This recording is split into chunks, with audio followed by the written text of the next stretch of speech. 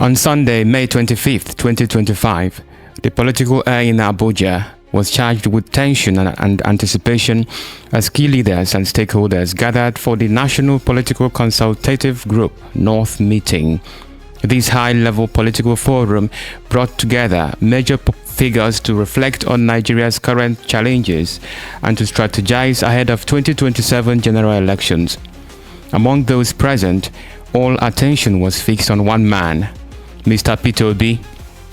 Known for his strong stance on good governance and people-centered leadership, Obi stood before an attentive crowd and delivered a passionate and timely address that struck a deep chord across party lines.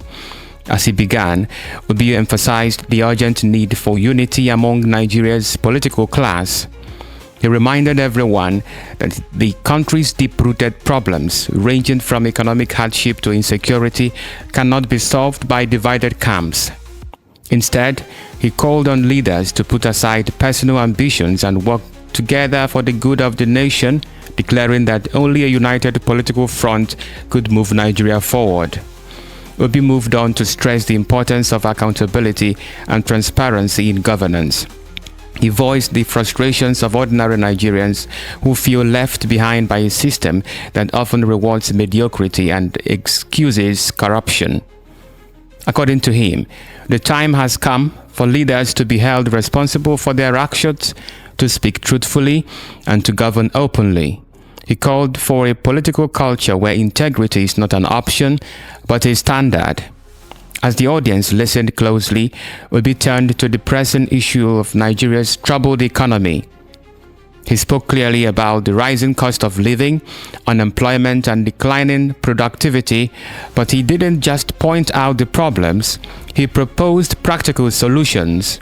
Obi highlighted the need to strengthen local industries, support agriculture, and attract meaningful foreign investment. His tone was hopeful but firm, insisting that with the right leadership, Nigeria's economy can be revived and its people empowered.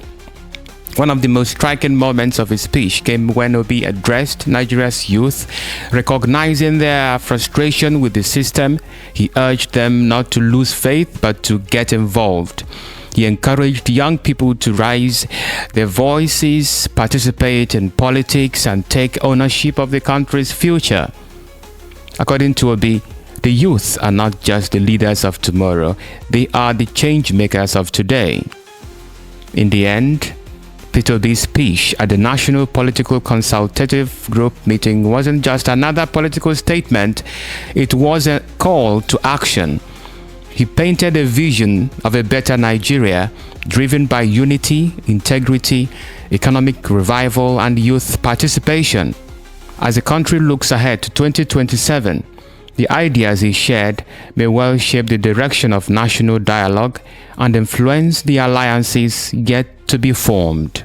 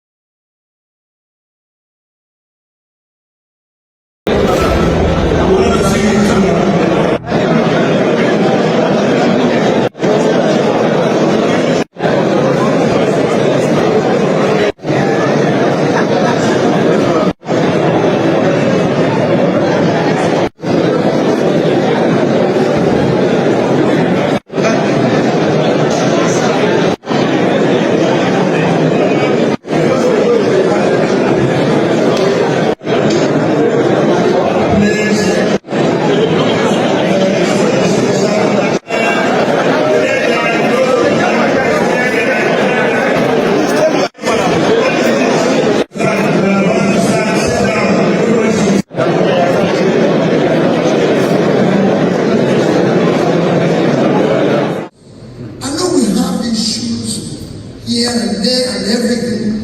This is time for us to build trust among ourselves, believe that we are one, and we can save this country.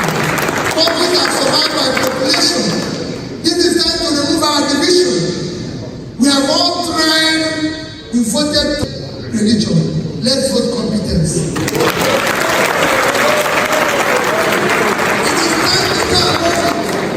Let's vote capacity and competence and everything. Let's make this work. It can work. There's people who, let's hold our leaders responsible. This time you claim is about 600,000 square kilometers. The entire north is about 20% more than Ukraine.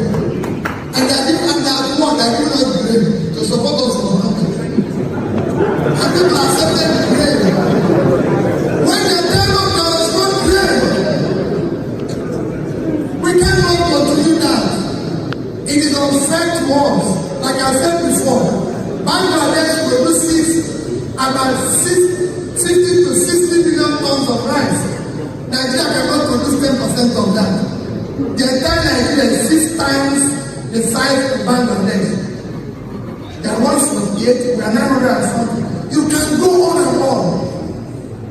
Small states like Vietnam that came out of war can feed itself and export food.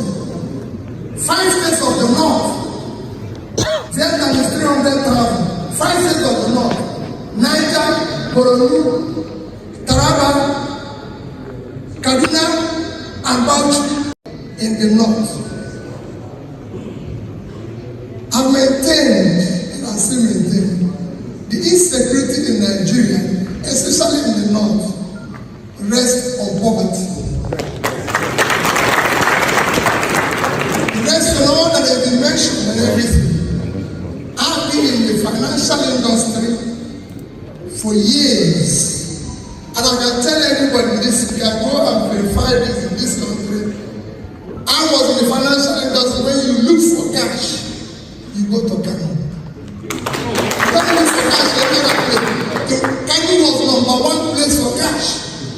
Because then we had all the factories in Bombay, in Sharadamba, in Sharanti.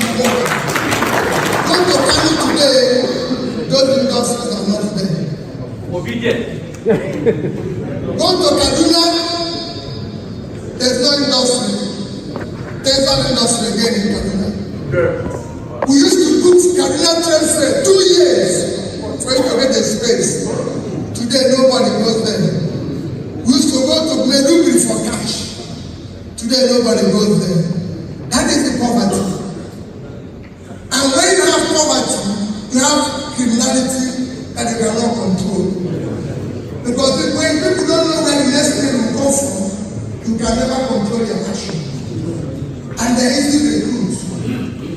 But in all these, it all rests squarely on governance, on government to solve. And I've always said the North can change Nigeria. The greatest assets of this country is in the North. We can make more money. I say it every day, we can make more money from farm agriculture than we make from oil. And I start to be truthful in everything. This entire country produces less than 6 million tons of rice. That is less than 10% of one Bangladesh. Bangladesh produces about 60 to 60 million tons of rice. Nigeria cannot produce 10% of that. The entire Nigeria is 6 times the size of Bangladesh. There was some days, whenever I saw you can go on and on. Small states like Vietnam that came out of war can see themselves as responsible. 5 states of the north, Vietnam is 300,000. 5 states of the north, Niger, Borno, Taraba, Kaduna, and Bauchi is about 300,000 square kilometers. That's what Vietnam is. And today, Vietnam does 10 times our export. But our problem can be solved from the north. When we focus and invest in the north,